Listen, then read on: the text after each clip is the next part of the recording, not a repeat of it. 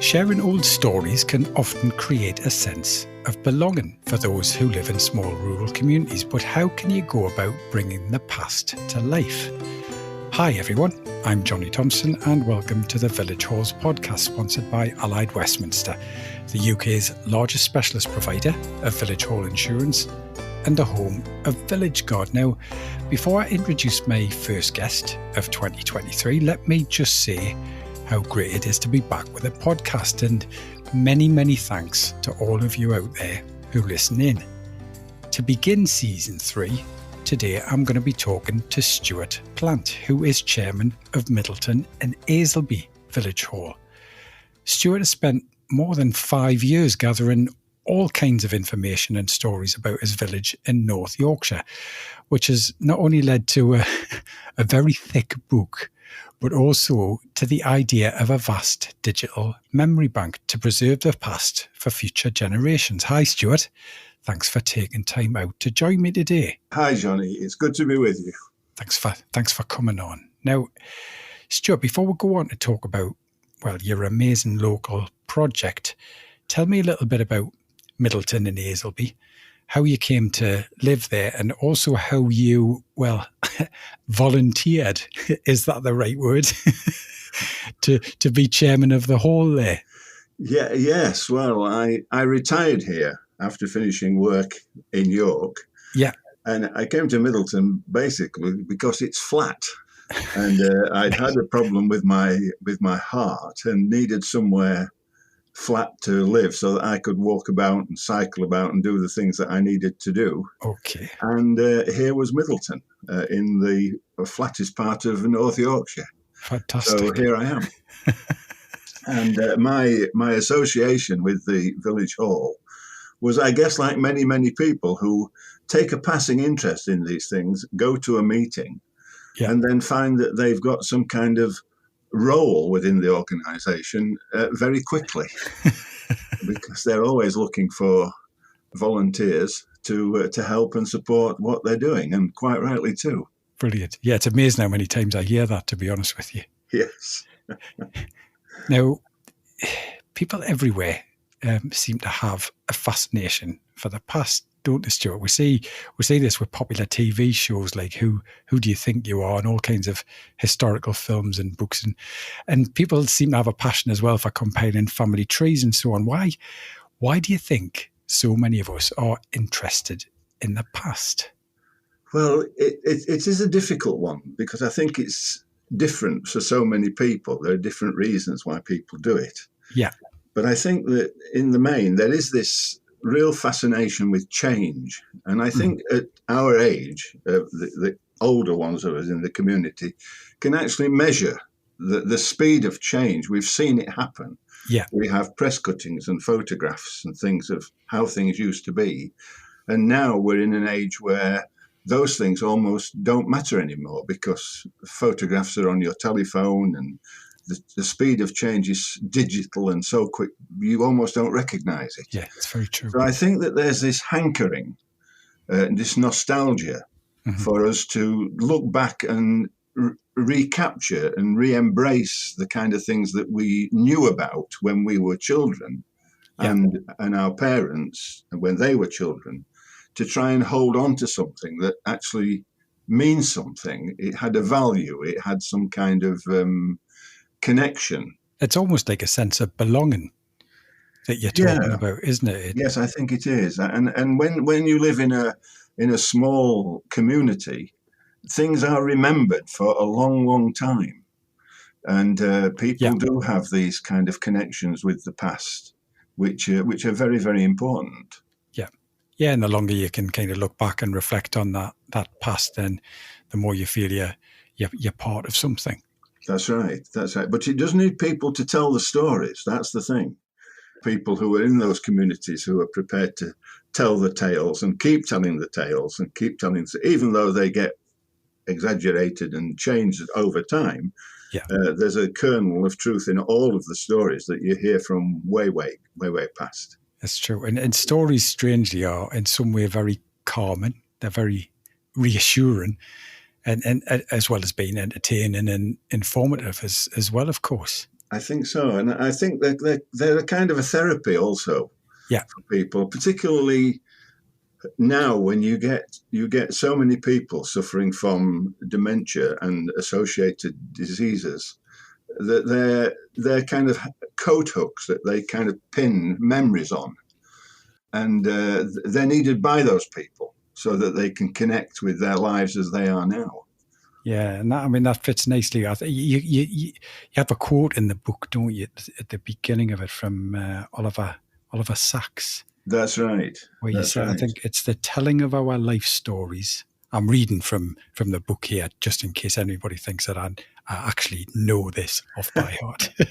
I'm just looking at your book here, and it says the telling of our life stories is perhaps one of the most therapeutic tools available to mankind. And I think there's a strong truth in that. Yes, I think you're right. There is, yes. And so, with all that in mind, a few years back, you embarked on a major project by gathering all kinds of information. It all started off, Johnny, when people kept knocking at my door asking if I knew because I live across from the church graveyard.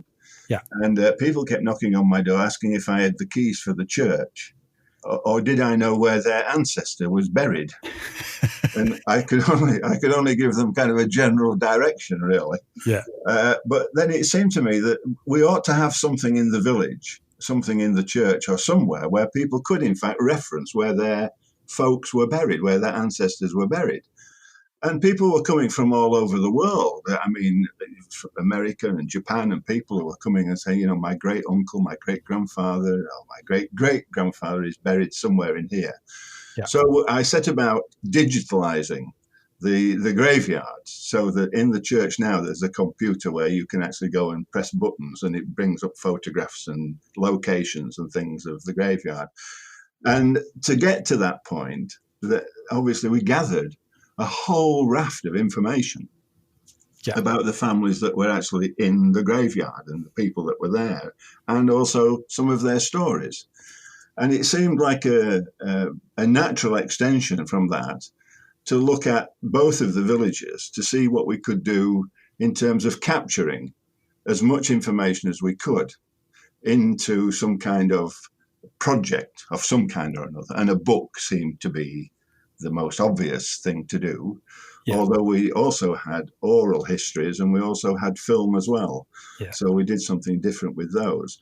But the book was the kind of main focus of the project. Yeah, and isn't it amazing how that curiosity from people just kind of visiting the village has spiraled into what is it?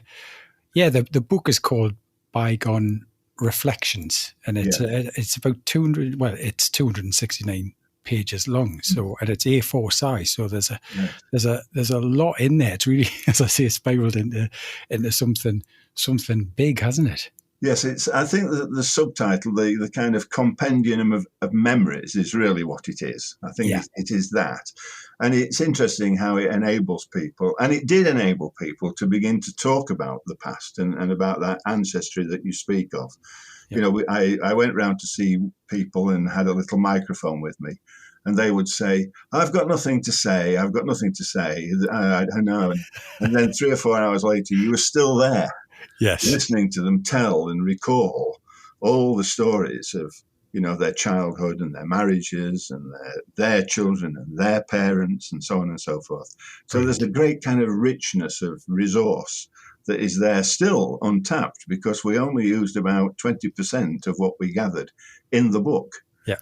So there's a whole raft of stuff still to be used in some way. Yeah, well, we'll get on to maybe how you're going to be using that in due course. But there's one thing I'd really like to highlight, and it's a feature of the book that I love, and it's very clever.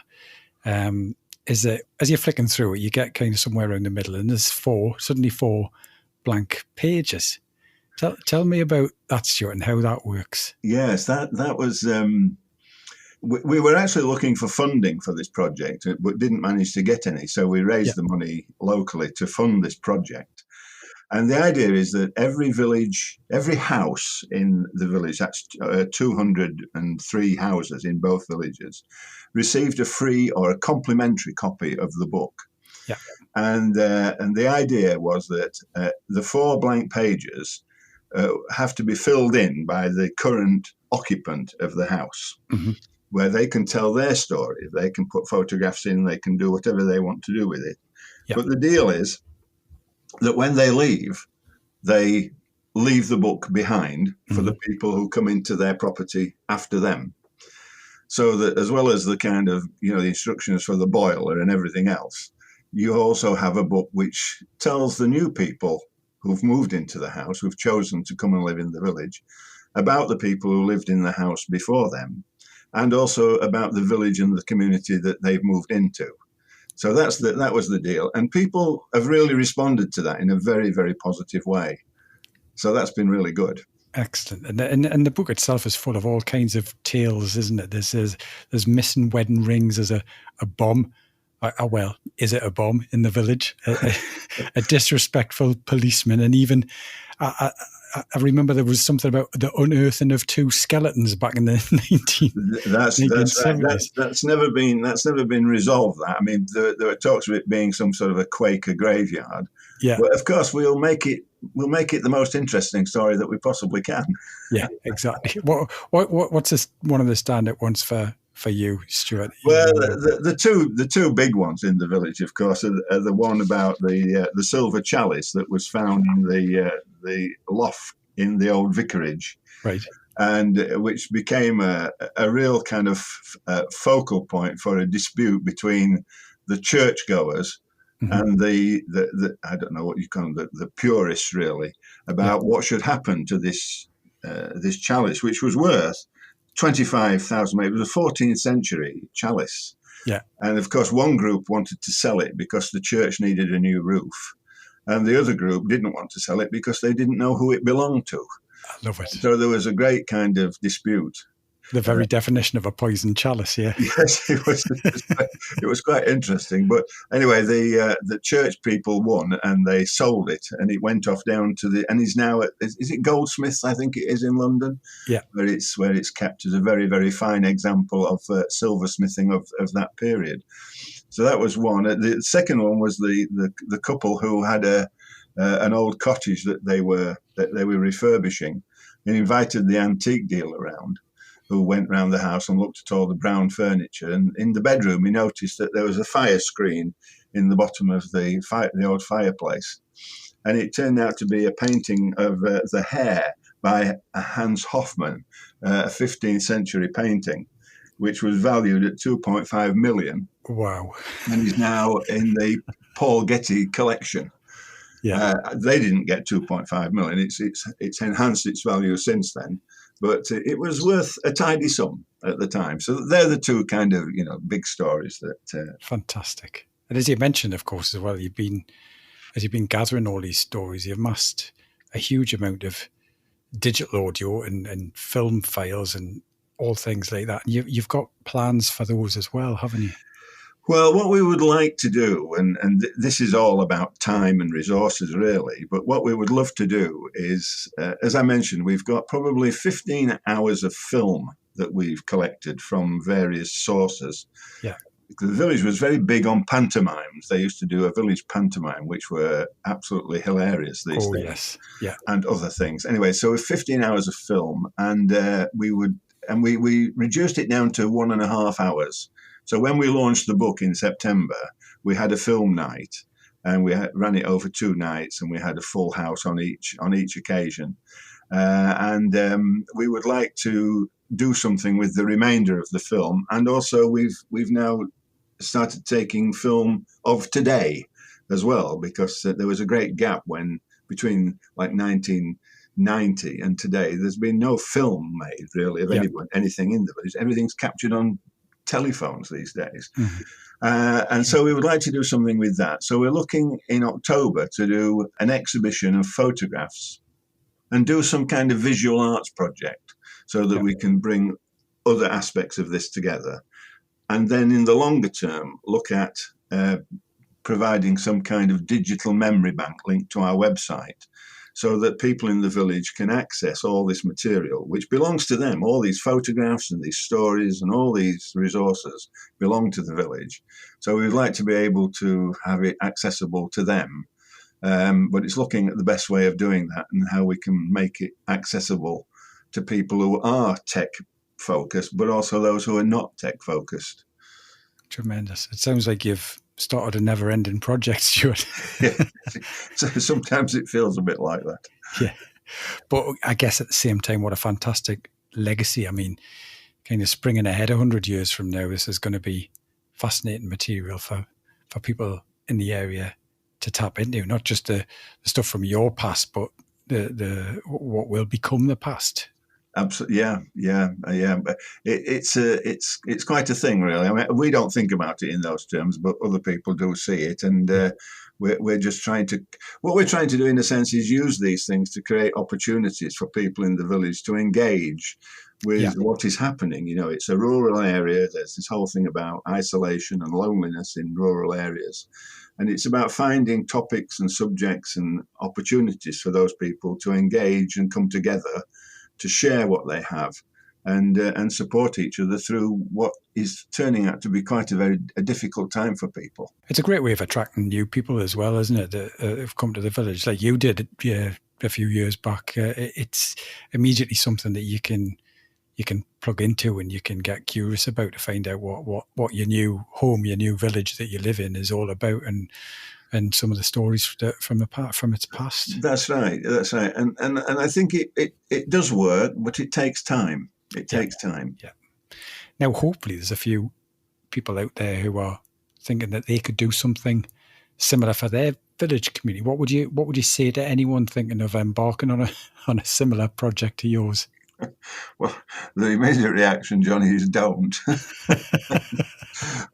but in seriousness, I think it's about the collection of the material. Yeah. And I think in many ways that the product, the book at the end of it, is the least important thing. It's the journey. People talk about the journey these days, but it is about the journey. It's about going to see people, knocking on their door, talking to them. And in that chat and that gathering of information, making connections for people and giving people the opportunity to engage with the project in many, many different ways. So there are some ladies that we've been to see in the village who told stories, and now they're part of a textile group that are making some kind of wall hanging for the village hall, and they're involved in that. Others may be involved in delivering the village meal that we have once a month, and they come and serve or set the tables or do whatever else is. So it's about interlacing all those things, and this is just a part of it that kind of threads its way through, but it's an important thread. It's a connection.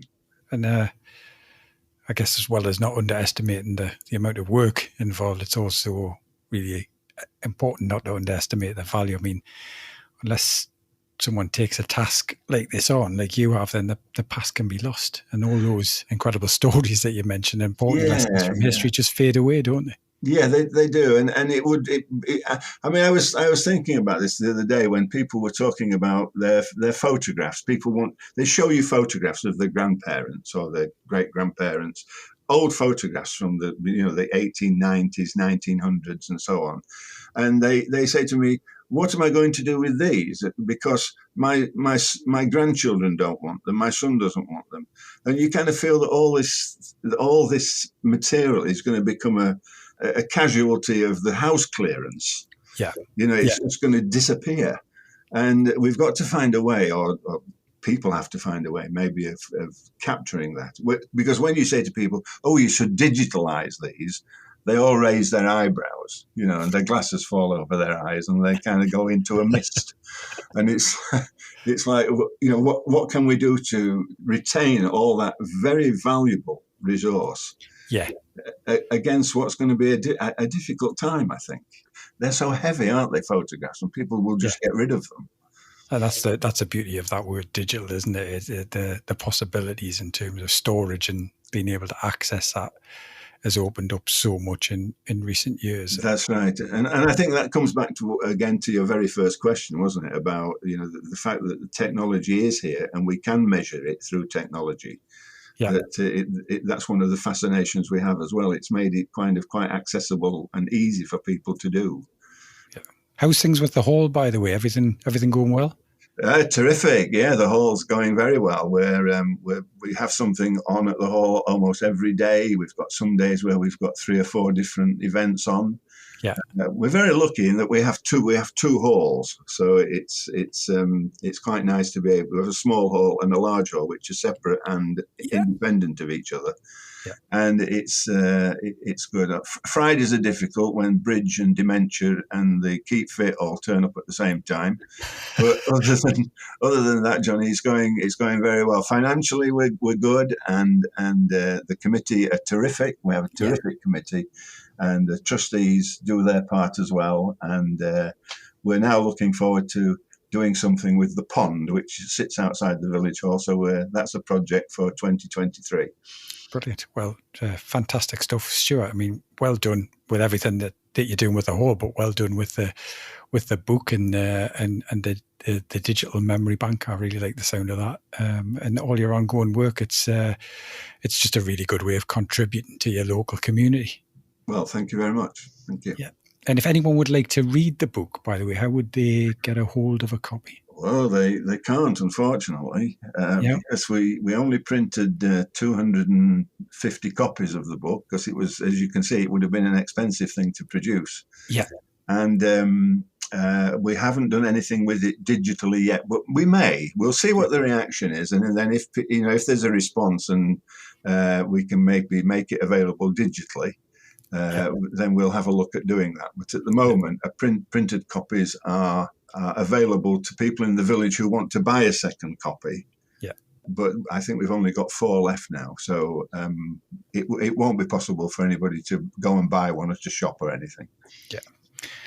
And if anyone wants to find out more as well about how you've gone about things and stuff, there's bits and bobs on your website, which I'll put a link to on the Village Hall's podcast website. Yeah, that's good. And, I guess a key message here is if you like the sound of it, why not go out and do one for your own village? Yeah, that's right. Yeah. We could create a library of bygone reflections. Yeah, perfect. Well, many thanks again, Stuart. It's been really great finding out all about Middleton and Aislaby, the 2 villages and the people who live there, of course. That's very kind of you, Johnny. Thank you. Thanks, Stuart, and thanks everyone for listening in. For anyone out there who's waiting to hear about our wonderful Village Awards winners, don't worry. We'll be catching up with our award winners as we move through season 3. And we'll also have news for you in the coming months about this year's award. But in the meantime, many thanks to our headline sponsor and specialist insurance provider, Allied Westminster, for making our podcast possible, and whose services you can discover more about at villageguard.com. And to online booking system provider Hallmaster, who also sponsor our podcast and can be found at hallmaster.co.uk. You've been listening to the Village Halls podcast, a unique listening community for Britain's village, church and community halls, and anyone interested in the vital community services they provide. We'll be back again soon with another episode, so for more information, please visit thevillagehallspodcast.com, where you'll also find links to our social media pages. Thanks again for listening, and until the next time, goodbye for now.